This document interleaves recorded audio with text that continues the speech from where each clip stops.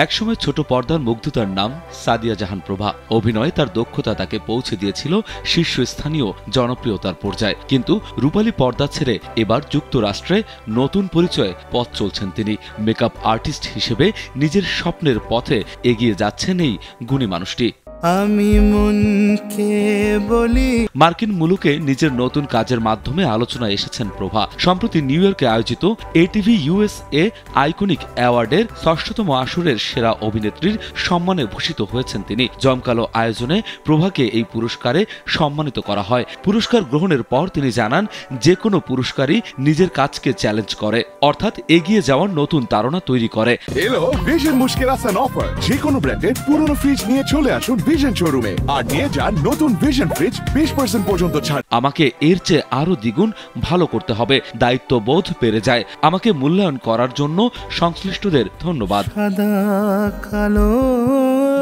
2005 সালে মডেলিং দিয়ে শোবিজ অঙ্গনে যাত্রা শুরু করেছিলেন প্রভা। এরপর টেলিভিশনে একাধিক নাটক ও বিজ্ঞাপনে কাজ করে দ্রুত জায়গা করে নেন দর্শক হৃদয়ে। তার অভিনীত নাটকগুলো আজও দর্শকের মনে অম্লীন। শুধু নাটক নয়, বিজ্ঞাপনের দুনিয়াতেও নিজের দক্ষতার প্রমাণ দিয়েছেন তিনি। আমি শুনেছি সেদিন অভিনয় ছেড়ে নতুন জীবনে প্রবেশ করলেও থেমে নেই তার সৃজনশীলতার ধারা। মেকআপের প্রতি ভালোবাসা থেকেই এই পেশা বেছে নিয়েছেন প্রভা। আমি হেরে।